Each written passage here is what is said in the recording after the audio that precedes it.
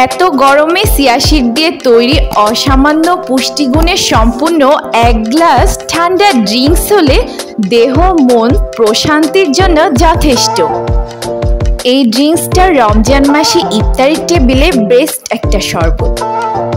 এছাড়া বাসায় গেস্ট আসলে খুব দ্রুত এই ড্রিঙ্কসটা তৈরি করে ফেলতে পারবেন।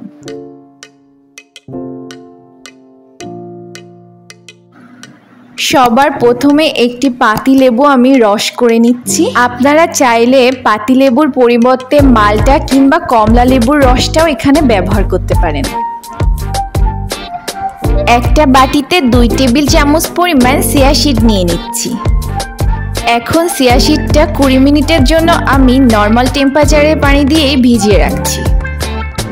এক্ষেত্রে একটা টিপস দিচ্ছি, যদি এই ড্রিঙ্কসটা খুব দ্রুত তৈরি করতে চান তাহলে হালকা কুসুম গরম পানিতে ভিজিয়ে রাখলে 5 মিনিটেই চিয়া সিড ফুলে যাবে।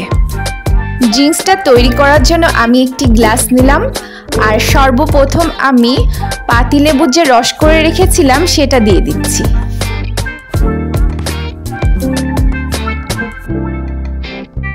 এরপর দিয়ে দিচ্ছি চিনি।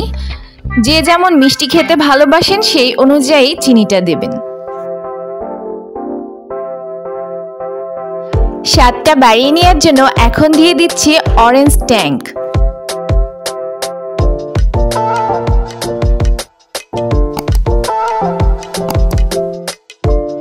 এখন যেহেতু গরম পড়ছে সেহেতু আমি এখানে ঠান্ডা পানিটাই ব্যবহার করছি।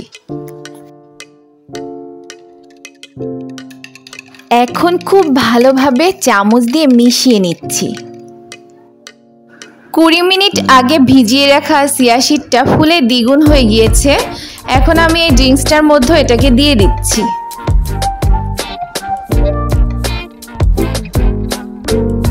তৈরি করে ফেললাম দারুণ টেস্টি ঠান্ডা ঠান্ডা চিয়া সিড দিয়ে তৈরি হেলদি একটা ড্রিঙ্কস।